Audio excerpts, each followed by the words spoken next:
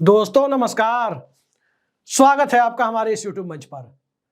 दोस्तों, पूर्व प्रधानमंत्री मनमोहन सिंह अब हमारी स्मृतियों में है और हमारे ही स्मृतियों में नहीं है। इस देश के सियासतदानों के लिए मनमोहन सिंह और उनकी भूमिका बतौर अर्थशास्त्री, बतौर प्रधानमंत्री क्या रही है, ये सभी जानते हैं। और उनकी इस भूमिका को नीतीश कुमार से बेहतर भला कौन जान सकता है, जो नीतीश कुमार बिहार की एक बेहद जर्जर और खस्ताहाल व्यवस्था को सुधारने के लिए जब मुख्यमंत्री पद संभालने के बाद दिल्ली आए थे, दिल्ली से लौटकर पटना गए थे, तो पटना एयरपोर्ट पर पत्रकारों ने उनसे पूछा कि दिल्ली गए थे बड़ी उम्मीदों के साथ, क्या लेकर आए? तो नीतीश कुमार ने जवाब दिया था, झोला लेकर गए थे और बोरा भर कर ला रहे हैं। तो ये मनमोहन सिंह की दरिया दिली थी। और उन्हीं मनमोहन सिंह के परिवार से मिलने के लिए, सांत्वना देने के लिए नीतीश कुमार दिल्ली आ रहे हैं। लेकिन क्या नीतीश कुमार का दिल्ली दौरा इंडिया को ताकत देने जा रहा है? कई दिनों से खबरें हैं कि बिहार की सियासत में बड़ा खेला हो सकता है। भारतीय जनता पार्टी की राजनीतिक नीयत बिहार के मुख्यमंत्री पद के आसपास मंडरा रही है और उस पद के आसपास नीतीश कुमार किसी को मंडराने नहीं देते। लेकिन जिस तरह से मेलबर्न में क्रिकेट के मैदान में एक नीतीश कुमार ने इंडिया को ताकत दी है, क्या भारत की राजनीति में भी इंडिया रूपी गठबंधन को नीतीश कुमार ताकत दे देंगे? मनमोहन सिंह के घर जाना नितांत निजी मामला है, उस पर राजनीति नहीं होनी चाहिए और न ही उसको लेकर कोई विश्लेषण किया जाना चाहिए। लेकिन उससे भी बड़ा सवाल यह है कि नीतीश कुमार दिल्ली आ रहे हैं तो मनमोहन सिंह के घर तो जाएंगे ही, बहुत ज्यादा संभावना इस बात की है कि कांग्रेस के शीर्ष नेतृत्व में किसी न किसी से उनकी मुलाकात हो। मोतीलाल नेहरू प्लेस पर मनमोहन सिंह के बंगले में जो राजनीतिक शख्सियत थे वो अब इस दुनिया में नहीं है, वो है खुद डॉक्टर मनमोहन सिंह। लेकिन कांग्रेस पार्टी ने मनमोहन सिंह और उनके परिवार को अकेला नहीं छोड़ा है और इस बात के लिए कांग्रेस पार्टी की तारीफ की जानी चाहिए। जनता दल यूनाइटेड को कहीं ना कहीं उस अकेलेपन का एहसास था जो इंडिया गठबंधन में उसे महसूस हो रहा था, जिसके बाद नीतीश कुमार ने वो फैसला लिया जनवरी 2024 में जिससे उनकी पूरी सियासत हिलती डुलती हुई नजर आई। राजनीतिक प्रतिष्ठा को आघात पहुंचा, विश्वसनीयता का संकट खड़ा हो गया। तो विश्वसनीयता का संकट इंडिया के साथ खड़ा नहीं हुआ लेकिन नीतीश कुमार के साथ खड़ा हुआ। तो क्या इंडिया को ताकत देने और उस विश्वसनीयता को हासिल करने के लिए वो आ रहे हैं? कांग्रेस मुख्यालय की एक पोस्टर देखिए और इस पोस्टर में नीतीश कुमार और चंद्रबाबू नायडू से वापस लौटने की खुली अपील की जा रही है। इस खुली अपील ने नीतीश कुमार को पिघला तो नहीं दिया है। दरअसल कई सारे सवाल हैं जो नीतीश कुमार के दिल्ली दौरे को लेकर उठ रहे हैं। जरा इस ट्विटर हैंडल को देखिए, यह जनता दल यूनाइटेड का ऑफिशियल ट्विटर हैंडल है और इस ट्विटर हैंडल पर मनमोहन सिंह के योगदान को वीडियो क्लिप के माध्यम से दर्शाया जा रहा है। कैसे नालंदा यूनिवर्सिटी के लिए मदद दी, कैसे बिहार के विकास के लिए मदद दी, कैसे बिहार में बाढ़ राहत के लिए मदद पहुंचाई।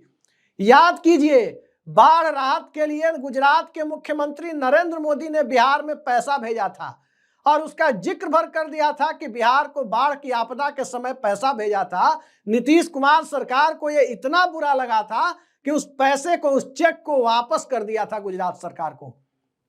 टीवी चैनलों के इंटरव्यू में कहा भी था कि पैसा देकर कोई बोलता है क्या।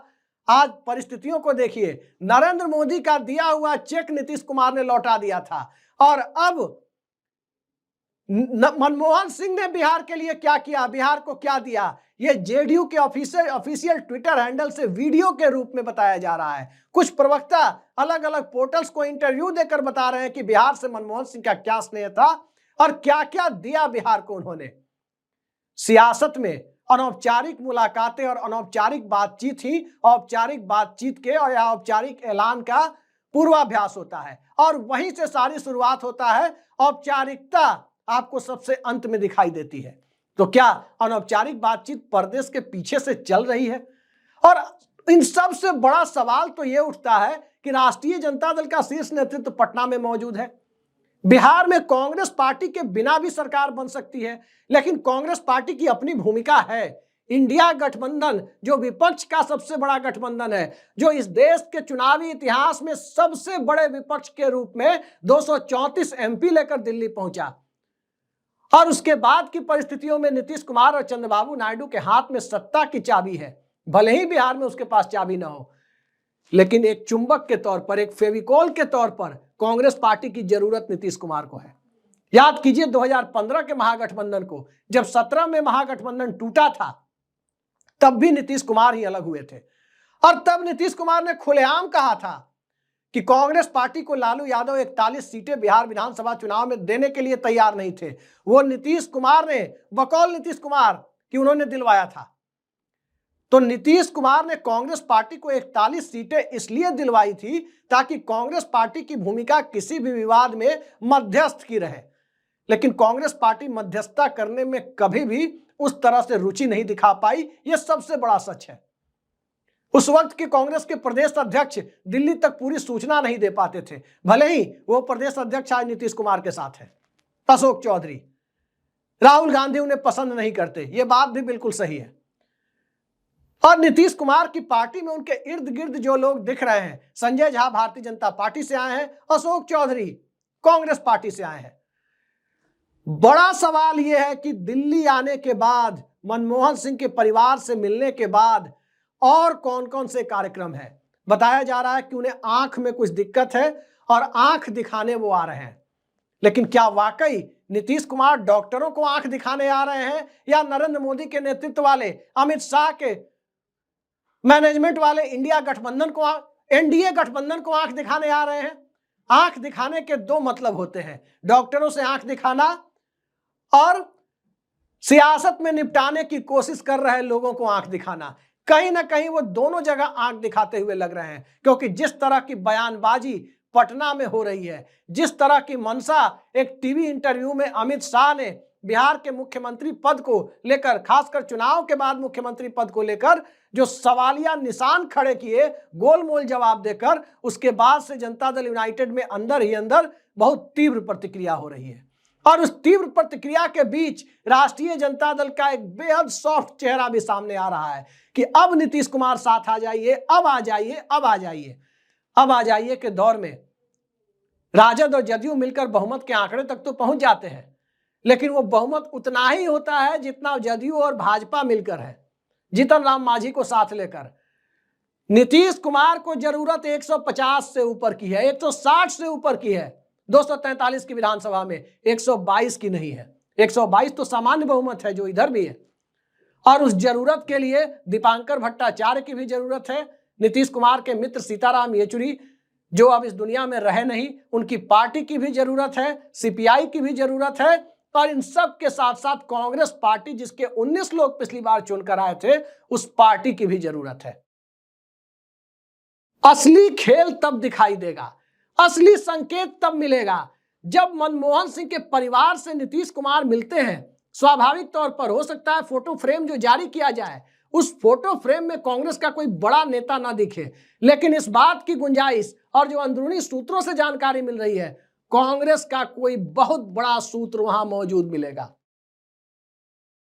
और बड़ा सवाल यह है कि नीतीश कुमार जब दिल्ली में मनमोहन सिंह के परिवार से मिलने जाएंगे, तो क्या उस वक्त उनकी पार्टी में संजय झा, ललन सिंह जैसे नेता वहां मौजूद रहेंगे?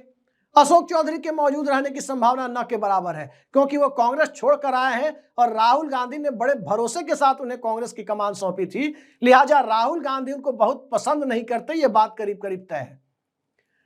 संजय झा और ललन सिंह यदि मौजूद हैं उस मुलाकात के दरमियान, जब वो मनमोहन सिंह के घर जा रहे हैं, उनके परिवार से मिल रहे हैं, और कांग्रेस के कुछ नेताओं की भी उपस्थिति है जो फ्रेम में नहीं दिख रही है, लेकिन अगर संजय झा और ललन सिंह फ्रेम में दिख रहे हैं तो तय मानिए कि एक बेहद सामान्य मुलाकात है, शिष्टाचार मुलाकात है, और वाकई सांत्वना व्यक्त करने से ज्यादा, शोक व्यक्त करने से ज्यादा इस मुलाकात का कोई राजनीतिक मतलब नहीं है, तय मानिए।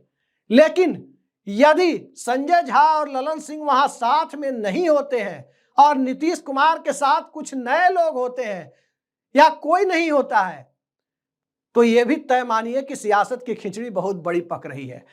कुल मिलाकर सबसे बड़ा यक्ष प्रश्न यहां पर यही खड़ा हो रहा है कि नीतीश कुमार जब डॉक्टर मनमोहन सिंह के घर जाएंगे, उनके परिवारजनों से मुलाकात करेंगे, तो उनके साथ उनके बगलगीर जनता दल यूनाइटेड के कौन से नेता होते हैं? पटना में तो तेजस्वी यादव कह रहे हैं कि 2 लोग दिल्ली में और 2 लोग पटना में उन्हें घेर कर बैठे हुए हैं। 2 लोग दिल्ली में कौन से हैं? सभी जानते हैं कि उनका इशारा ललन सिंह और संजय झा की तरफ है। 2 लोग पटना में कौन से हैं? सभी जानते हैं कि उनका इशारा अशोक चौधरी और विजय चौधरी की तरफ है। इन 4 लोगों को लेकर के जो सवाल तरह तरह से राजनीतिक हलकों में उठ रहे हैं, जनता दल यूनाइटेड में कई लोग एकनाथ शिंदे की भूमिका की तलाश भी कर रहे हैं कि जनता दल यूनाइटेड में कहीं एकनाथ शिंदे तो तैयार नहीं किया जा रहा, लेकिन भारतीय जनता पार्टी यकीन मानिए एकनाथ शिंदे बनाने की प्रक्रिया में नहीं जाएगी, क्योंकि उसे बखूबी पता है कि एकनाथ शिंदे बनाने की कोशिश करके भी इस विधानसभा में, मौजूदा विधानसभा जिसका कार्यकाल अक्टूबर तक है, नवंबर तक है, उस विधानसभा में बीजेपी अपना मुख्यमंत्री नहीं बना सकती। यह बात उसे बखूबी पता है। लिहाजा चुनाव के पहले एकनाथ शिंदे नहीं ढूंढा जाएगा। अलबत्ता चुनाव के बाद एकनाथ शिंदे बनाने की प्रक्रिया अगर शुरू करनी हो तो बीजेपी उससे गुरेज नहीं करेगी। नीतीश कुमार की असली चिंता क्या है? नीतीश कुमार को इस बात का भरपूर अंदाजा है कि अगर वो राष्ट्रीय जनता दल को छोड़कर, उसके ऑफर को दरकिनार कर, अघोषित ऑफर को दरकिनार कर एनडीए के साथ ही चुनाव लड़ते हैं तो इस विधानसभा चुनाव में एनडीए की सीटों की संख्या 200 के पार जा सकती है या 200 के करीब पहुंच सकती है। और यह सीटों की संख्या 200 के पार या 200 के करीब पहुंचती है तो इसका सीधा मतलब है कि बहुमत के आंकड़े 122 के आसपास एनडीए गठबंधन नीतीश कुमार के विधायकों को माइनस करके भी पहुंच सकता है। जैसा महाराष्ट्र में हुआ, अजीत पवार और एकनाथ शिंदे की पार्टी से गठबंधन था, एकनाथ शिंदे के नेतृत्व में चुनाव लड़ा जा रहा था, लेकिन भारतीय जनता पार्टी बहुमत के आंकड़े 145 से केवल 12 सीट पीछे रह गई, 133 तक पहुंच गई। वहां तो अकेले बीजेपी वहां तक पहुंच गई। बिहार में तो बीजेपी के साथ छोटी पार्टियां भी हैं। चिराग पासवान की पार्टी है, हिंदुस्तानी अवाम मोर्चा जीतन राम मांझी की पार्टी है, उपेंद्र कुशवाहा की पार्टी है, कल को हो सकता है मुकेश सहनी की पार्टी पता नहीं किस गठबंधन में रहे। तो इन सब के टिकट पर लड़ने वाले लोग इस बात की संभावना से कोई इनकार नहीं कर सकता कि ये भारतीय जनता पार्टी के साथ सहानुभूति रखने वाले लोग हैं। तो 200 सीटों की संभावना जो बिहार की विधानसभा में एनडीए को दिख रहा है, तय है कि नीतीश कुमार को माइनस करके भी, जनता दल यूनाइटेड को माइनस करके भी बहुमत के आंकड़े तक एनडीए आसानी से पहुंच सकता है। जबकि इसके ठीक उलट नीतीश कुमार राष्ट्रीय जनता दल के साथ जाते हैं, वहां भी 170-75 का आंकड़ा बनेगा और उस 170-75 के बन रहे आंकड़े में यह भी तय है कि 30 के करीब सीटें कांग्रेस और लेफ्ट की होगी और बची हुई 150 सीटों में नीतीश कुमार और लालू यादव की पार्टी आपस में सीटें बांटेंगी चुनाव के बाद की परिस्थिति में। यानी भारतीय जनता पार्टी को वहां भी 40-50 सीटों पर संतोष तो करना पड़ेगा, लेकिन भविष्य का रास्ता खुला रहेगा और भविष्य का रास्ता खोले रखने की राजनीति में नीतीश कुमार माहिर है। सवाल यह उठता है कि भविष्य का रास्ता खोलने से ज्यादा रुचि किस बात में है नीतीश कुमार की? दरअसल नीतीश कुमार के साथ त्रासदी यही है, राजनीतिक त्रासदी यही है कि 2015 के बाद से उनकी पार्टी सिंगल लार्जेस्ट पार्टी विधानसभा में नहीं रही, जैसा 2005 और 10 में थी। इस बार वो सिंगल लार्जेस्ट पार्टी बनना चाहते हैं। उन्हें बखूबी पता है कि बीजेपी के साथ रहकर जनता दल यूनाइटेड विधानसभा में सिंगल लार्जेस्ट पार्टी नहीं बन सकती, लेकिन राजद के साथ रहकर बन सकती है। और जो जनता दल यूनाइटेड का अंदरूनी ढांचा है, उस ढांचे का जो मिजाज है, वो मिजाज इस बात की पुष्टि करता है कि अगर राष्ट्रीय जनता दल के 5 विधायक भी जेडीयू से कम चुनकर आते हैं तो राजद और जदयू को मिलकर 5 साल सरकार चलाने में कोई दिक्कत नहीं होगी। पिछली बार मामला इसलिए बिगड़ा था कि जेडीयू के पास 71 विधायक जीत कर आए थे 2015 में और राजद के 80 विधायक जीत कर आए थे। यानी बिग ब्रदर की भूमिका में राजद थी और जो जिसके पास बिग ब्रदर की भूमिका होगी, अगर मुख्यमंत्री पद उसके पास नहीं होगा तो बिग ब्रदर एटीट्यूड उससे वो बच नहीं सकता। और यही परिस्थितियां नीतीश कुमार को आज के दिन परेशान कर रही है कि चाहे उधर या इधर बिग ब्रदर एटीट्यूड तो बना हुआ है, बस उधर मुख्यमंत्री पद की गारंटी है, इधर बीजेपी के साथ रहने पर इसकी भी गारंटी नहीं है। तो दिल्ली का दौरा और दिल्ली के दौरे पर जिन्हें कुछ लोग भारतीय जनता पार्टी के साथ सहानुभूति रखने वाला जदयू नेता मानते हैं, यदि उन नेताओं के साथ नीतीश कुमार मनमोहन सिंह के यहां गए तो तय मानिए कि फिलहाल कुछ दिनों के लिए इस खेला को जो संभावित बताया जा रहा है उसे रोका गया है।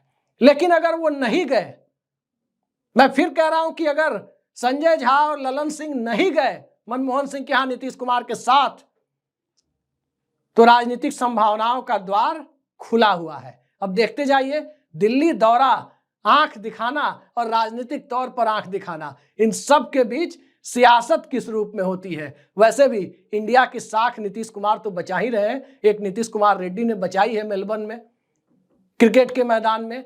अब इंडिया गठबंधन की साख जो पोस्टर कांग्रेस के मुख्यालय पर लगे हैं, उसे देखने के बाद तो साफ जाहिर होता है कि अंदर खाने खिचड़ी तो पक रही है, थाली में परोसे जाने का इंतजार है। तो कब थाली में परोसा जाएगा, कल के बाद चीजें काफी हद तक साफ हो जाएंगी। आज के लिए इतना ही, नमस्कार।